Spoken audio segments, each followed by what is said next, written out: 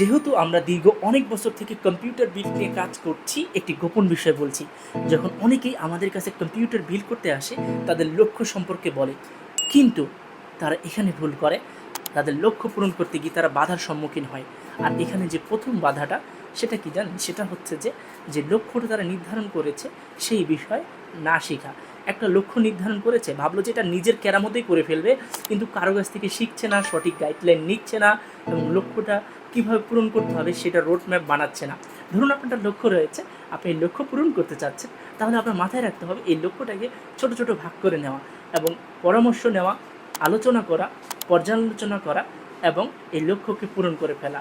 আমরা যখন কোনো লক্ষ্য নির্ধারণ করব, তখন আমরা চেষ্টা করব এই লক্ষ্যটাকে ভাগ করে নেওয়া। ধরুন আমার লক্ষ্য হচ্ছে আমি এত মাসের মধ্যে এত টাকা ইনকাম করব, তাহলে এই টাকা ইনকাম করার জন্য আমাকে কোন পদ্ধতিগুলো অবলম্বন করতে হবে সেই পদ্ধতিগুলো জানা, সেই পদ্ধতিগুলো শেখা, এভাবে ভাগ করে নিজের লক্ষ্যকে পূরণ করা। আমরা এটা অ্যাপ্লাই করব, এবং এটা আপনি যে কোনো জায়গায় যান না কেন, যে কোনো বিষয় শেখার ক্ষেত্রে করেন না কেন, আপনি শিখবেন, জানবেন, এবং এটা আসলে কাজ করে। আপনি যে লক্ষ্যটা নির্ধারণ করেছেন সেটাকে ভাগ করেন এবং স্টেপ বাই স্টেপ করেন, শিখেন, জানেন এবং অ্যাপ্লাই করেন।